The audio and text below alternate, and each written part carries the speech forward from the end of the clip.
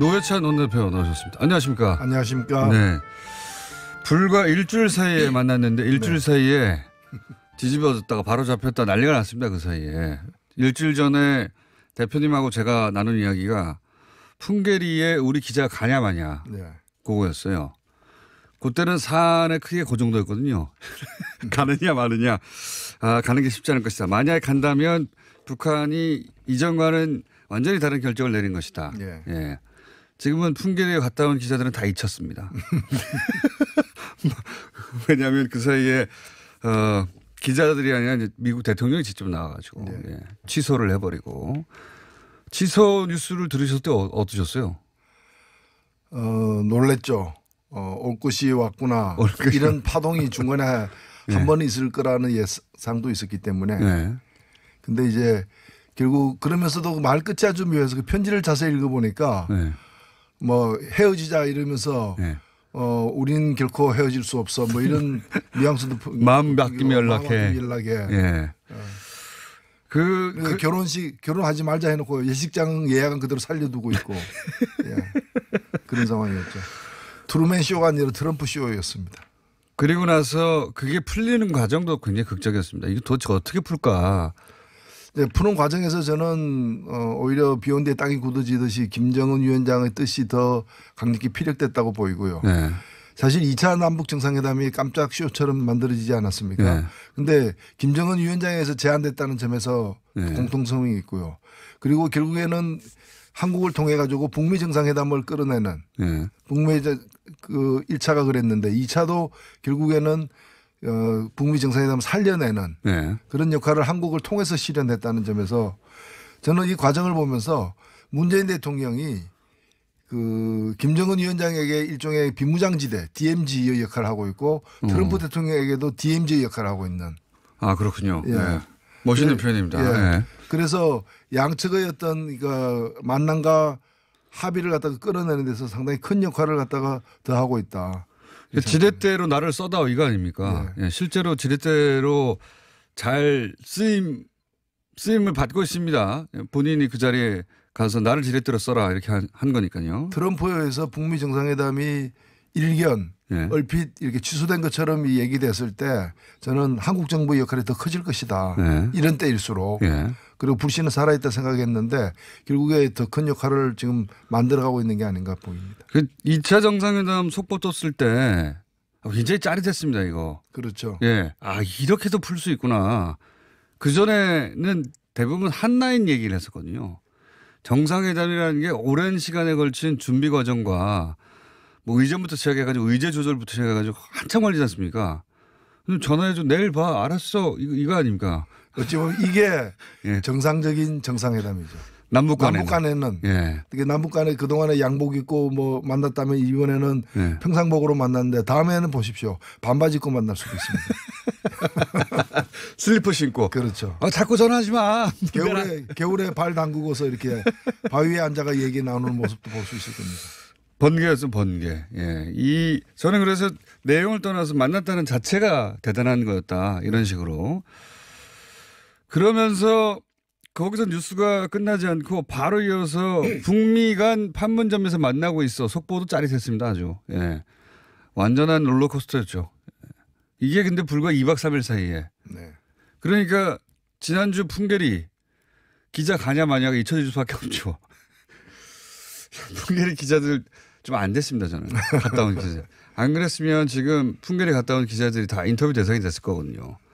모든 언론이 다 나오고. 그러니까 그걸 압도하는 일들이 연속적으로 지금 벌어지고 있는 거고 현재 김영철 그 부위원장이요. 부위원장이 폼페이오 만나러 이제 미국 간 것도 그런 이제 2000년이니까 18년 전이죠. 조명록 차수가 울브라이트를 만나고 그다음에 이어서 워싱턴 가가지고 클린턴 만나고 그다음에 어떤 일이 벌어진가 하면 울브라이트가 평양 갔습니다. 그래서 6월 10일 이전에 폼페이오가 평양 가서 지금 김영철이 미국 간 것처럼 같은 방식으로 평양 가서 김정은 위원까지 만나는.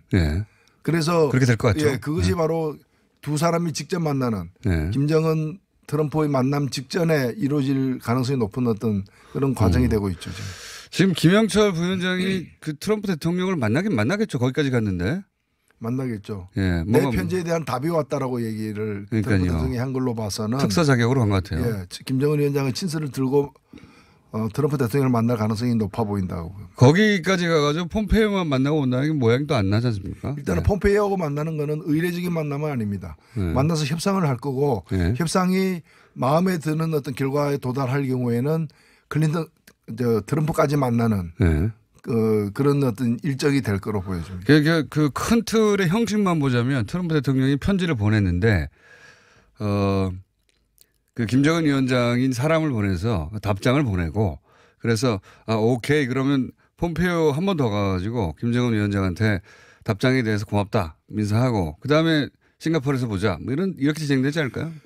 예, 트럼프 대통령의 그 편지 사실 그 편지는 절교서는 비슷한 편지였는데 그에 대한 답이 김영철을 통해서 갔다기보다는 그 전에 문재인 대통령을 2차 남북 정상회담에서 만났지 않습니까?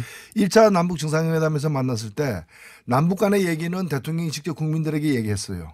그러나 김정은 위원장이 트럼프에게 보내는 메시지는 국내에서는 발표 안 하고 문재인 대통령이 직접 미국 가서 트럼프 대통령을 만나서 전달을 했거든요. 도보다리 이야기 뭐. 이번에는 제가 볼 때는 비공개로 아마 전달됐을 것 같아요. 전달되는 형식을 공개 안 했거든요. 미국 가지도 않았고 그래서 비공식적으로 김정은의 메시지를 트럼프에게 전달했고 그 결과가 지금 이루어지는 일련의 일들도 나타나고 있다. 그렇게 보여집니다. 트럼프 대통령을 보면서 제가 무슨 생각을 했냐면 한편으로 참 뻔뻔한 사람이다라고 생각한 것이 본인이 전 세계를 주목시켜 가지고 취소 편지를 띄웠잖아요. 공개적으로. 그러면 그걸 다시 뒤집는 거 아닙니까? 그 행사가 준비가 잘 되고 있고 이루어질 것처럼 얘기를 계속하고 있는데 그러면 그에 걸맞는 수준의 또 형식으로 다시 재개하기로 하였다라고 해야 할 것 같은데 재개하기로 하였다는 거는 그냥 수르르르 지나가고 있어요. 수르르르 언제 그랬냐는 듯이 그런 일이 없었다는 듯이 그게 이제 그 트럼프식의 협상의 기술인지는 모르겠는데 일종의 그렇죠. 예. 자기 스스로도 굉장히 자랑스러워하는. 이벤트를 크게 때려서 취소한다고 해놓고 그럼 재개한다는 거는 그냥 당연한 듯이 주르르르 지나가고 있어요. 이거 아무나 못합니다. 왜냐하면은 형식적으로도 그럼 대통령이 말인데 그럼 다시 그 정도로 뒤집는 정도의 어떤 이벤트가 있어야 되지 않냐. 없지 않습니까? 지금? 그러니까 자기 말에 그렇게 목매이지 않는 거죠. 자기가 말을 거의 인생관이 이제 좌우명이 이제 무소불위, 안하무인 잘 됐으니까 된 거 아니야 이거예요. 결과적으로는 사실은 그런 또 성격 때문에 또 그런 자신감 때문에 미국 지금 집권층 내에 팽배한 북한에 대한 불신과 회의론을 맞습니다. 뚫고 지금 굉장히 긍정적인 결과를 갖다가 예상하면서 밀어붙이고 있는 사람은 트럼프 대통령 당사자예요. 그러니까 트럼프 대통령 본인이 이 모든 걸 밀고 가고 있는 겁니다. 사실은. 그렇죠. 미국의 여론이나 혹은 뭐 워싱턴의 분위기나 혹은 백악관의 분위기가 아니라 트럼프 대통령 본인이 밀고 가는 거잖아요. 그런 면에서 대단합니다. 뻔뻔하기도 하고 대단하기도 하고. 그래 트럼프 대통령이 아니었으면 여기까지 못 왔던 건 분명합니다. 분명하죠. 그리고 김정은 위원장이나 문재인 대통령이 아니었어도 엎어져도 진작에 엎어졌다는 생각이 들고요. 시대가 인물을 만든다는 말이 있긴 합니다만은 그 세 사람의 어떤 위치 존재가 현재의 몇 달 전만 하더라도 전혀 예상하지 못한 어떤 역사적 진전을 만들어내고 있는 건 분명합니다. 이 2박 3일 동안 이렇게 큰 일이 벌어졌으니 한 가지 불안한 것은 앞으로도 열흘 이상 남았는데 그렇죠. 2박 3일 사이 이 정도 벌어졌는데 열흘이면 이거 5번 벌어질 수 있다는 얘기거든요. 설마 그러지는 않겠지만 안 왔으면 좋겠지만 마지막까지 조마조마합니다. 그래서 이제 김영철 부위원장이 이제 트럼프를 만나고 다시 폼페이오가 평양 가서 김정은 위원장을 만나고 두 사람이 6월 10일 날 예정대로 만나고 그리고 그것이 하루 정도 더 길어질 수도 있고 그리고 뭐 경우에 따라서는 문 대통령이 싱가포르로 갈 수도 있는 그런 상황까지도 갈 수 있는 거죠 지금. 저는 트럼프 대통령이 싱가포르 가는 비행기 탔다는 순간까지도 조마조마할 것 같아요. 통상적인 경우라면은 뭐 지금은 이미 안심하고 있어야 되는데 트럼프 대통령이라서 조마조마하다. 그 과정에서 일본의 반응은 어떻게 생각하십니까? 예, 일본은 뭐 지금 이제 일단 패싱 당한 거는 사실인 것이고 네. 그 속에서도 뭔가를 이제 자기들을 지금 일본 내에서도 북의 이제 한반도의 평화 기조가 이렇게 확실시되면서 네. 이 동북아 위기론을 갖다가 오히려 자기들의 집권 기반으로 밀고 나갔던 아베 정권이 흔들리고 있어요. 네. 그래서 그건 분명한 것 같습니다. 예, 흔들리는 건. 미국으로 달려가서 미일 정상회담을 한다거나 하는 방식으로 자기들도 뭔가 무대 위에 있지는 않지만 극장 네. 안에는 있다. 네. 이런 걸 보여주고 싶어 하겠죠. 또 만난다고 하지 않습니까? 네. 싱가포르 가기 전에 만난 지 얼마 안 됐는데 또 미국에 가서 또 미일 정상회담 하겠다고 지금 하고 있는 와중이니까 급하긴 급합니다. 지금 그쪽이 굉장히. 이게 급하죠. 예.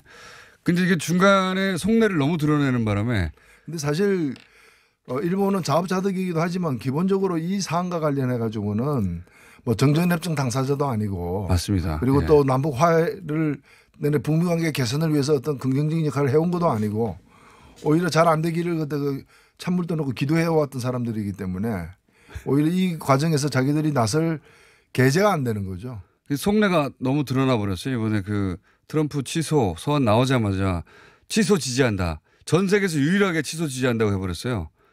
그래서 아마 미국과의 어떤 기본적인 문제가 다 해결되고 예. 그 다음에 아마 남는 문제로서 이제 북미 수교까지 이루어진 다음에 북일 수교라거나 예. 이런 부분들이 이제 묵은 숙제가 이제 표면 위로 떠오르겠죠. 중국도 불만이 많은가 봅니다. 요새 나오는 보도를 보면 아니 중국 우리가 방해하려고 한 거 아닌데 트럼프 대통령이 자꾸 중국이 배후에 있다는 식으로 얘기를 하고 그런 보도가 나오는 것에서 중국은 불만인가 보더라고요. 일단 저는 기본적으로 현재의 방향 자체가 중국이 원하던 것이에요. 예. 한반도의 일단 어떤 비핵화를 중국이 원하는 거죠. 비핵화나 한반도의 어떤 전쟁 위기 같은 것들이 해소되는 과정이기 때문에 다음은 이 과정에서 중국의 역할이 커지는 걸 미국이 계속 견제하는 예. 북한하고 대화하면서도 간혹 잊었다 싶을 때는 또 다시 한번 견제하고. 예. 중국을 향해서 잽을 날린다거나 하는 예. 계속 이제 견제해 나가는 과정이기 때문에 그건 그만큼 이제 중국의 역할이 새로운 역할이 동북아에서 이렇게 제기될 수 있다는 걸 또 한편으로 의미하기 때문에 중국으로도 여러 가지 고민을 많이 하게 될 것 같아요. 중국 때문에 취소했다라는 분석은 어떻게 보십니까? 1차적으로. 그건 아닌 것 같죠. 그건 중국에 대한 위협 사격 정도이지 예. 가까이 오지 마. 예. 좀 떨어져 있어라는 위협 사격이지 실제로 그것 때문에 이렇게 됐다고 보지는 않습니다. 그러니까 그리고 뭐 각종 김계관 등등의 성명 때문에 그랬다는데 그것도 핑계인 것 같고요. 예. 예. 전체적으로는 미국 내에 그 부정적인 여론을 향해서도 한 방 던진 것 같고. 예. 그럼 내가 엎을까? 뭐 이런 미국 부정적인 내부 여론을 향해서도 한 번 던진 것 같고. 또. 그리고 그 비핵화와 또 체제 보장 약 두 주제가 다 이행 단계란 게 있는 것인데 예. 이행 속도와 단계 그걸 조절하는 과정에서 여러 가지 여러 차례 난관이 있었다고 봅니다. 그게 사실 간단한 문제가 아니거든요. 주도권을 잡으려고 예. 그랬던 것도 같고요. 그 신경의 일환이 그렇게 예. 표면적으로는 회담 중단 내지 취소로 이게 돌출된 거죠. 협박 한 번 한 거죠. 엎어버릴까? 예, 이렇게. 북한이 하면 벼랑 끝 전술, 미국이 하면 거래의 기술 이렇게 불러주는 건데 똑같은 겁니다 지금 사실은. 네. 속성은 유리한 고지에 쓰기 위해서. 유리한 고지에 한번 섰다가 근데 이제 북한 혹은 남한 함께 잘 돌파했어요. 보니까 굉장히 어려운 승부수였는데 잘 돌파했습니다. 참 다행이고. 자, 그러면 국내 정치로 이제 돌아보겠습니다. 예, 국제 정치는 여기까지 하고. 최근에 가장 핫한 것은 이제 양승태 전 대법원장. 예. 양승태 전 대법원장 시절에 고초를 많이 당하셨죠. 예, 저도 양승태 대법원에서 예. 의원직 상실 판결을 받은 그러니까요. 남을 같지 않으실 수 있습니다. 아, 그렇죠. 저도 당사자입니다. 그러니까요. 양승태 전 대법원장 시절에 야, 저 판결은 너무 이상하지 않아? 하는 판결들 분명히 있었는데 그게 뭐 법리의 문제에 불과할 것이다. 라고 하는 측과 저거 이상하다. 저거 정치적 입김이 있는 거 아닌가. 의도가 있는 거 아닌가. 뭐 이런 의구심을 가진 사람들이 있었는데 최근에 나오는 뉴스를 보면은 그 의구심이 맞았다. 예. 예. 이번에 가장 놀라운 그 이번에 밝혀진 보고서, 예. 이번 조사 과정에서 이제 드러난 양승태 대법원 법원 행정실에서 만든 보고서에 이런 구절이 있어요. 국가적 사회적 파급력이 큰 사건이나 민감한 정치적 사건 등에서 청와대와 사전 교감을 통해 비공식적으로 물밑에서 돌출 판결이 선고되지 않도록 조율하는 역할을 수행했다. 예. 그건 뭐 청와대하고 얘기해가지고 판결 결과를 맞췄다는 거 아닙니까? 그렇죠. 청와대 요구를 받아들여서 판결에 반영하고 네. 그다음에 자신들의 어떤 상고법원 설치 등의 어떤 이해관계 걸린 문제를 갖다가 추진하려고 하는. 그래서 양측이 윈윈 되는 결과 뭐 이런 이게 지금 어떤 회사와 회사 사이에서 어떤 그 뭐 거래하면서 나타날 수 있는 표현인데 명백한 그 판결에 대한 사전 조율이죠, 이건. 네. 예. 그 문구대로라면 근데 그건 다른 사람이 만든 게 아니라 지금 양승태 대법원장 시절에 법원 행정처에서 만든 거 아닙니까? 문건을. 사전에 조율했다는 거죠. 조율한 거죠. 그래서 이번 조사가 사실은 3차 조사입니다. 예. 1차 조사, 2차 조사, 추가 조사까지 있었고 그걸로도 의기시키지 않은 3차 조사인데 3차 조사 결과에 대해서도 이 결과는 그냥 내부 징계 등으로 마무리를 하려고 하고 있는 보고서가 나왔는데 처음에는 그랬죠. 예, 여기서 대법원장이 이게 문제가 되는 게 있다면 검찰에 수사 의뢰할 수도 있다. 네. 고발할 수도 있다라고 했고 누가 보더라도 또 양승태 전 대법원장이 2차례나 조사를 거부했어요. 뭐 일부러 외국에 피신 나가고 뭐 이런 식으로 해가 거부를 했기 때문에 이거는 검찰 수사가 불가피할 것으로 보여집니다. 이게 대법원이 사법부의 이름으로 혹은 법원 행정처의 이름으로 검찰에 고발을 할 수 있을까요? 그 대목에서 많은 사람들이 사법부가 전직 대법원장을 검찰 고발한 적이 있느냐. 없다. 그게 안 하는 게 정상이죠. 할 일이 없는 게 정상인데 지금 비정상적인 상황이니까 어떻게 할 거냐라는 거예요. 참으로 곤혹스러운 일이 아닐 수가 없어요. 검찰도 곤혹스러워하는 것 같아요. 검찰도 뻔히 앞으로 만나야 할 항상 만나는 직장이 거기지 않습니까 사실. 사법부를 대상으로 해서 그것도 전직 수장을 상대로 해가지고 전직 검찰총장을 수사하는 일은 있어도 전직 대법원장을 수사하는 일은 없었거든요. 지금 이 대법원 그 건물 그 본관 출입구로 들어가면은 큰 홀이 있어요. 그리고 거기에 이른바 정의의 여신 디케상이 있는데 다른 나라 디케상은 보면 한 손에 칼을 들고 눈은 가리고 있거든요. 우리나라 대법원에 있는 디케상은 칼 안 들고 있어요. 아, 그래요? 예, 책을 들고 있고요. 그 다음에 또 뭐가 있는가 하면은 눈도 안 가리고 있어요. 아, 그래요? 눈 가린다는 얘기는 법 앞에 만인이 평등하다. 누구든 묻지 않겠다는데 눈 안 가리고 있다는 얘기는 니 눕고 너가 아버지 뭐 하노. 그리고 청와대는 뭐라 하드노. 뭐 그러고 있는 상황. 그 백이 누구노 이런 그렇죠. 거죠.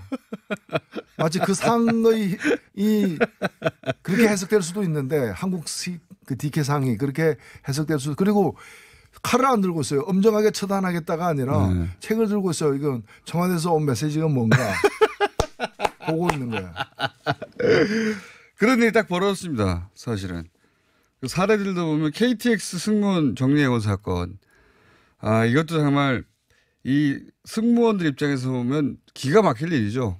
이렇게 해가지고 이 판결이 이제 그 해고가 정당하다는 판결이 나면서 그동안에 앞선 판결 때문에 받은 그 임금 다 토해냈죠. 그 개인들 입장에서 보자면 환수당하고 이렇게 하면서 자살한 분까지 생겨났잖아요. 그러니까요. 개인들 입장에서 보자면 12년 동안 싸워가지고 그 사이에 이제 드디어 1심, 2심 이기고 급여도 받고 했는데 그 합쳐놓으면 몇 천만 원 될 텐데 몇 천만 원 내놓으라는 거 아닙니까? 갑자기 대법원 판결 내가지고 미치는 거죠 정말. 예. 근데 이게 소위 이제 거래의 그 대상이 되는 사건이라고 적시되어 있으니까요. 문서에. 이 사건, 전교조 사건, 그다음에 통진당 사건 이런 사건들 의심했던 사건들 이상하다. 절차도 이상하고 결과도 이상하다고 하는 사건. 국정원 댓글 사건 원세훈 원장의. 그렇지 않아도 우리나라가 OECD 그 가입국 중에서 사법부에 대한 신뢰도가 가장 낮은 것으로 이 통계가 계속 나오는 나라인데 지금 그 바닥에서 더 추락하는 지금 상황이거든요. 그때는 개별 판사들에 대한 얘기였다면 이제는 이제 대법 원장이 원장이 직접 그랬다고 하는 거니까요 지금. 이분이 그러면 법정에 쓸 거라고 보십니까? 대법원 전 양승태 전 대법원장이? 아마 전 세계에서 아마 이런 일은 아마 없었을 것 같습니다. 그러니까 대법원장이 이런 경우는 진짜 없었던 걸로 제가 모르겠습니다. 어디서 돈을 마피아로부터 많이 먹은 남미에 무슨 대법원장이 있는지는 모르겠는데 이런 뉴스는 본 기억이 없거든요. 네. 네, 대법원장이 사건을 현직 당시의 현직 대통령 청와대와 거래해가지고 요런 사건 원하는 대로 해줬으니까 사법부가 원하는 거 해주세요 이거 아닙니까? 이런 일의 재발을 막기 위해서도 네. 대단히 이례적이고 가슴 아프고 참 충격적인 일이긴 하지만은 검찰 수사를 해야 됩니다. 지금 이렇게 이 상태가 그대로 두면요. 법원이 아무리 법관의 양심에 따라서 법률에 의해서 독립적으로 판결을 내려도 그걸 누가 믿겠습니까? 누가 믿겠습니까? 그러니까요. 네. 예. 이거는 전 엄벌에 쳐야 된다고 보는데 예. 법적으로는 제가 뭐 직권남용죄가 어떻게 적용되는지 잘 모르겠습니다만 일반인들의 입장에서는 너무 당연합니다. 예. 자기들이 정권의 입맛에 맞게 판결을 그러니까 한마디로 말해서 정권이 좋아하도록 판결이 나도록 잘 조율해라 이런 거 아닙니까 내용이. 네. 그래 놓고 그런 판결들을 들고 가가지고 우리 이렇게 잘했으니까 이거 해주세요 이렇게 하려고 했던 것이고 참.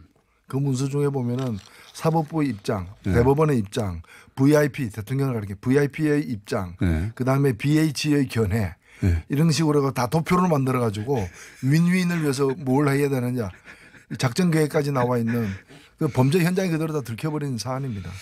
공부는 잘하시는 분들이니까 문서는 잘 만든더라고요. 표도 깔끔하고 정리가 잘 돼 있어요 보면.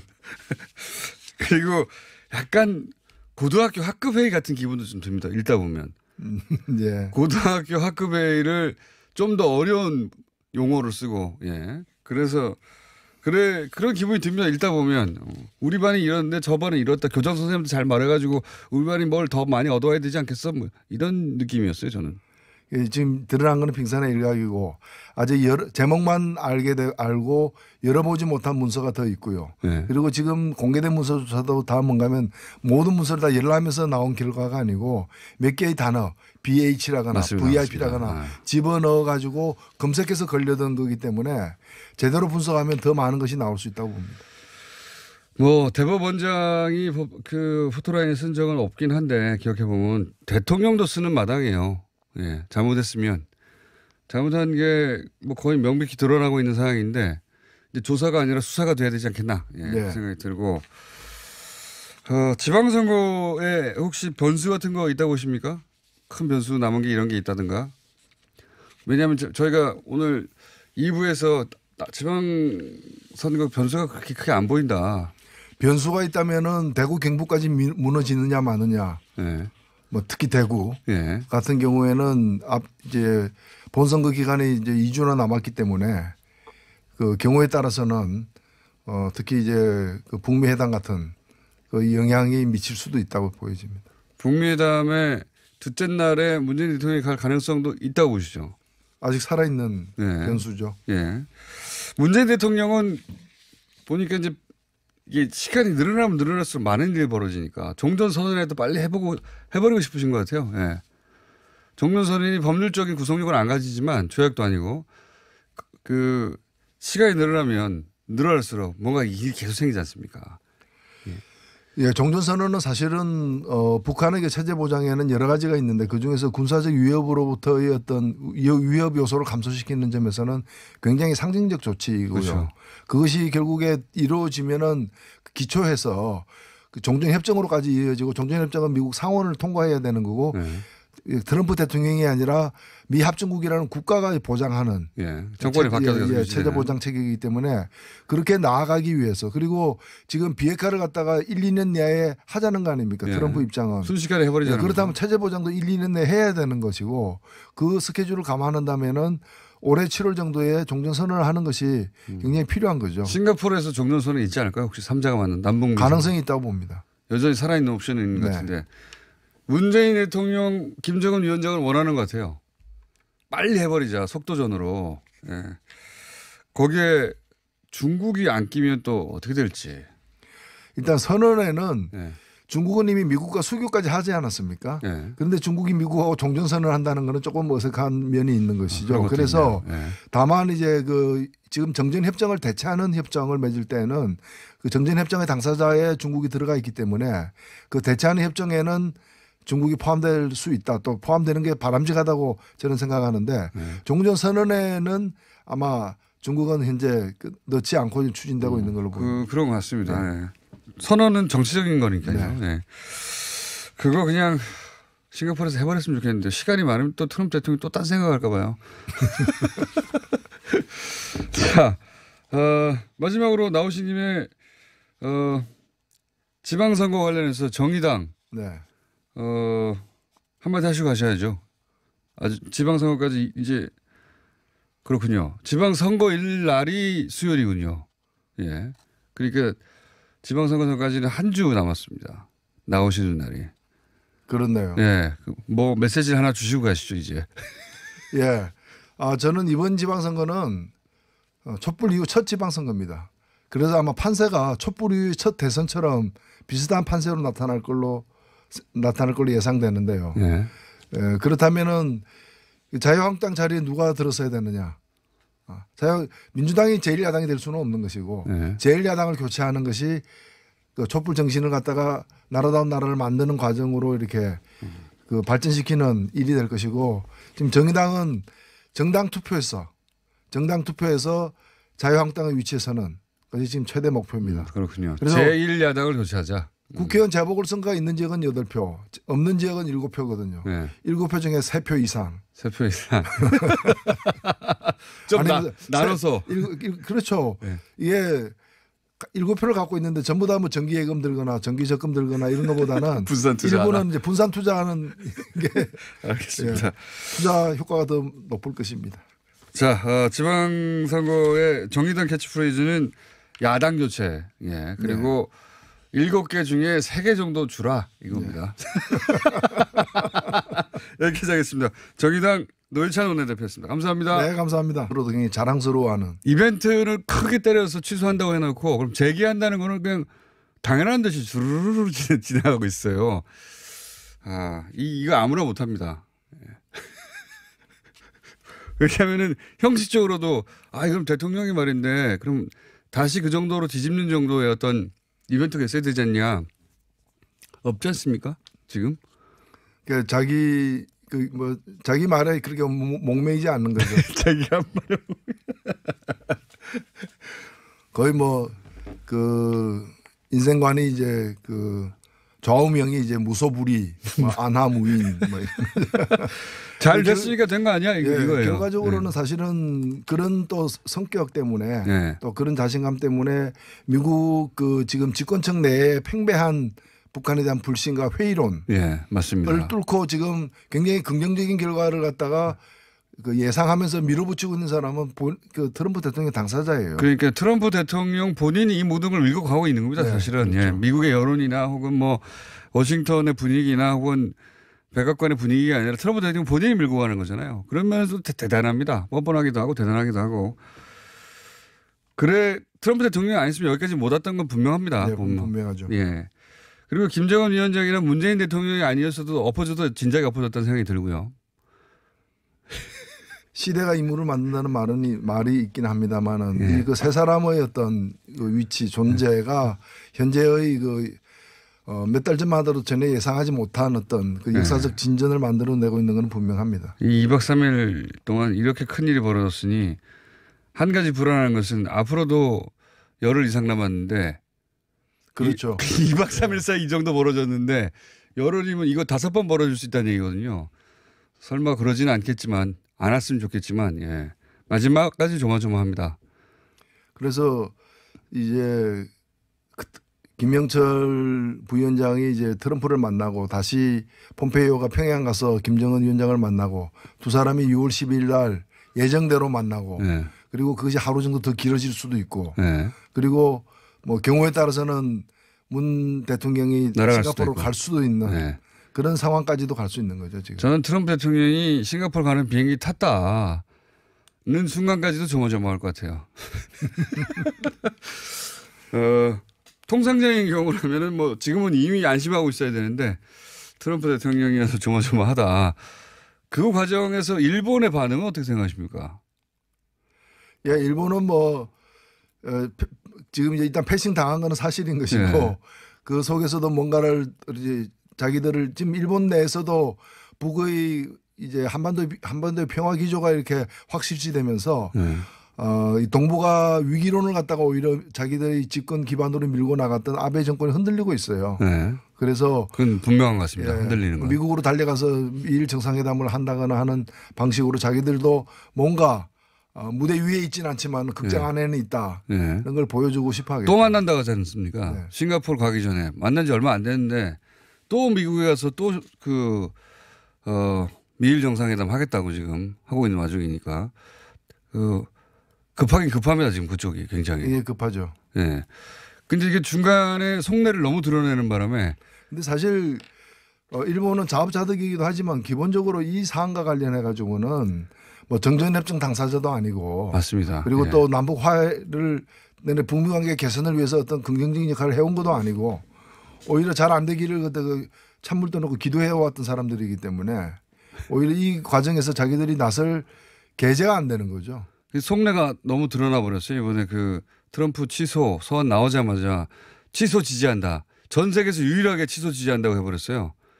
그래서 아마 미국과의 어떤 기본적인 문제가 다 해결되고 예. 그 다음에 아마 남는 문제로서 이제 북미 수교까지 이루어진 다음에 북일 수교라거나 예. 이런 부분들이 이제 묵은 숙제가 이제 표면 위로 떠오르겠죠. 중국도 불만이 많은가 봅니다. 요새 나오는 보도를 보면 아니 중국 우리가 방해하려고 한 거 아닌데 트럼프 대통령이 자꾸 중국이 배후에 있다는 식으로 얘기를 하고 그런 보도가 나오는 것에 대해서 중국은 불만인가 보더라고요. 일단 저는 기본적으로 현재의 방향 자체가 중국이 원하던 것이에요. 네. 한반도의 일단 비핵화는 중국이 원하는 거죠. 비핵화나 한반도의 어떤 전쟁 위기 같은 것들이 해소되는 과정이기 때문에. 노회찬 원내대표 나오셨습니다. 안녕하십니까? 안녕하십니까? 네. 불과 일주일 사이에 만났는데 일주일 사이에 뒤집어졌다가 바로 잡혔다 난리가 났습니다. 그 사이에. 일주일 전에 대표님하고 제가 나눈 이야기가 풍계리에 우리 기자가 가냐 마냐 그거였어요. 그때는 사안의 크기가 그 정도였거든요. 가느냐 마느냐. 가는 게 쉽지 않을 것이다. 만약에 간다면 북한이 이전과는 완전히 다른 결정을 내린 것이다. 예. 지금은 풍계리에 갔다 온 기자들은 다 잊혔습니다. 왜냐하면 그 사이에 기자들이 아니라 이제 미국 대통령이 직접 나와가지고 취소를 해버리고 취소 뉴스를 들으셨을 때 어떠셨어요? 놀랬죠. 올 것이 왔구나. 이런 파동이 중간에 한 번 있을 거라는 예상도 있었기 때문에. 근데 이제 결국 그러면서도 말 끝이 아주 묘해서 그 편지를 자세히 읽어보니까 뭐 헤어지자 이러면서 우린 결코 헤어질 수 없어 뭐 이런 뉘앙스도 마음 바뀌면 연락해. 결혼하지 말자 해놓고 예식장 예약은 그대로 살려두고 있고 그런 상황이었죠.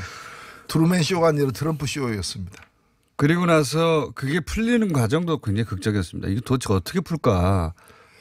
푸는 과정에서 저는 오히려 비온 뒤에 땅이 굳어지듯이 김정은 위원장의 뜻이 더 강력히 피력됐다고 보이고요. 사실 2차 남북 정상회담이 깜짝 쇼처럼 만들어지지 않았습니까? 그런데 김정은 위원장에서 제안됐다는 점에서 공통성이 있고요. 그리고 결국에는 한국을 통해 가지고 북미 정상회담을 끌어내는 북미 그 1차가 그랬는데 2차도 결국에는 북미 정상회담을 살려내는 그런 역할을 한국을 통해서 실현했다는 점에서 저는 이 과정을 보면서 문재인 대통령이 그 김정은 위원장에게 일종의 비무장지대 DMZ 역할을 하고 있고 트럼프 대통령에게도 DMZ 역할을 하고 있는. 아 그렇군요. 멋있는 표현입니다. 그래서 양측의 어떤 그 만남과 합의를 갖다가 끌어내는 데서 상당히 큰 역할을 갖다가 더 하고 있다. 지렛대로 나를 써다오 이거 아닙니까? 실제로 지렛대로 잘 쓰임을 받고 있습니다. 본인이 그 자리에 가서 그 트럼프 대통령을 만나겠죠. 거기까지 갔는데. 만나겠죠. 내 편지에 대한 답이 왔다라고 얘기를 트럼프 대통령이 한 걸로 봐서는 특사 자격으로 한 것 같아요. 김정은 위원장의 친서를 들고 트럼프 대통령을 만날 가능성이 높아 보인다고. 거기까지 가가지고 폼페이오만 만나고 온다는 게 모양도 안 나지 않습니까? 일단은 폼페이오하고 만나는 거는 의례적인 만남은 아닙니다. 만나서 협상을 할 거고 협상이 마음에 드는 어떤 결과에 도달할 경우에는 트럼프까지 만나는 그런 어떤 일정이 될 거로 보여집니다. 그 큰 틀의 형식만 보자면 트럼프 대통령이 편지를 보냈는데 그 김정은 위원장인 사람을 보내서 답장을 보내고 그래서 오케이 그러면 폼페이오 한 번 더 가가지고 김정은 위원장한테 답장에 대해서 고맙다 인사하고 그다음에 싱가포르에서 보자 뭐 이렇게 진행되지 않을까요? 예, 트럼프 대통령의 그 편지 사실 그 편지는 절교서는 비슷한 편지였는데 그에 대한 답이 김영철을 통해서 갔다기보다는 그 전에 문재인 대통령을 2차 남북 정상회담에서 만났지 않습니까? 1차 남북 정상회담에서 만났을 때 남북 간의 얘기는 대통령이 직접 국민들에게 얘기했어요. 그러나 김정은 위원장이 트럼프에게 보내는 메시지는 국내에서는 발표 안 하고 문재인 대통령이 직접 미국 가서 트럼프 대통령을 만나서 전달을 했거든요. 도보다리 이야기 이번에는 제가 볼 때는 비공개로 아마 전달됐을 것 같아요. 전달되는 형식을 공개 안 했거든요. 미국 가지도 않았고 그래서 비공식적으로 김정은의 메시지를 트럼프에게 전달했고 그 결과가 지금 이루어지는 일련의 일들도 나타나고 있다. 그렇게 보여집니다. 트럼프 대통령을 보면서 제가 무슨 생각을 했냐면 한편으로 참 뻔뻔한 사람이다라고 생각한 것이 본인이 전 세계를 주목시켜 가지고 취소 편지를 띄웠잖아요. 공개적으로. 그러면 그걸 다시 뒤집는 거 아닙니까? 그 행사가 준비가 잘 되고 있고 이루어질 것처럼 얘기를 계속하고 있는데 그러면 그에 걸맞는 수준의 또 형식으로 다시 재개하기로 하였다라고 해야 할 것 같은데 재개하기로 하였다는 건 그냥 수르르르 지나가고 있어요. 수르르르 언제 그랬냐는 듯이 그런 일이 없었다는 듯이 그게 이제 그 트럼프식의 협상의 기술인지는 모르겠는데 일종의 그렇죠. 예, 자기 스스로 나를 지렛대로 써라 이렇게 한 거니까요. 트럼프에서 북미 정상회담이 일견 얼핏 이렇게 취소된 것처럼 얘기됐을 때 저는 한국 정부의 역할이 더 커질 것이다. 이런 때일수록 그리고 불씨는 살아있다 생각했는데 결국에 더 큰 역할을 지금 만들어가고 있는 게 아닌가 보입니다. 그 2차 정상회담 속보 떴을 때 굉장히 짜릿했습니다, 이거. 그렇죠. 예. 이렇게도 풀 수 있구나. 그전에는 대부분 한라인 얘기를 했었거든요. 정상회담이라는 게 오랜 시간에 걸친 준비 과정과 뭐 의전부터 시작해가지고 의제 조절부터 시작해가지고 한참 걸리지 않습니까? 전화해줘 내일 봐 알았어 이거 아닙니까? 어찌 보면 이게 정상적인 정상회담이죠. 남북 간에는 남북 간에 그동안에 양복 입고 뭐 만났다면 이번에는 평상복으로 만났는데 다음에는 보십시오. 반바지 입고 만날 수도 있습니다. 슬리퍼 신고. 그렇죠. 자꾸 전화하지 마. 겨울에 발 담그고서 이렇게 바위에 앉아가 얘기 나누는 모습도 볼 수 있을 겁니다. 번개였어 번개. 저는 그래서 내용을 떠나서 만났다는 자체가 대단한 거였다 이런 식으로. 그러면서 거기서 뉴스가 끝나지 않고 바로 이어서 북미 간 판문점에서 만나고 있어. 속보도 짜릿했습니다. 아주. 완전한 롤러코스터였죠. 이게 근데 불과 2박 3일 사이에. 그러니까 지난주 풍계리 기자 가냐 마냐가 잊혀질 수밖에 없죠. 풍계리 기자들 좀 안 됐습니다. 저는. 갔다 온 기자. 안 그랬으면 지금 풍계리 갔다 온 기자들이 다 인터뷰 대상이 됐을 거거든요. 모든 언론이 다 나오고. 그러니까 그걸 압도하는 일들이 연속적으로 지금 벌어지고 있는 거고 현재 김영철 그 부위원장이요. 부위원장이 폼페이오 만나러 이제 미국 간 것도 그런 이제 2000년이니까 18년 전이죠. 조명록 차수가 울브라이트를 만나고 그다음에 이어서 워싱턴 가가지고 클린턴 만나고 그다음에 어떤 일이 벌어졌는가 하면 울브라이트가 평양 갔습니다. 그렇죠. 그래서 6월 10일 이전에 폼페이오가 평양 가서 지금 김영철이 미국 간 것처럼 같은 방식으로 평양 가서 김정은 위원까지 만나는. 그래서 그렇게 될 것 같죠. 그것이 바로 두 사람이 직접 만나는 김정은 트럼프의 만남 직전에 이루어질 가능성이 높은 어떤 그런 과정이 되고 있죠. 지금 김영철 부위원장이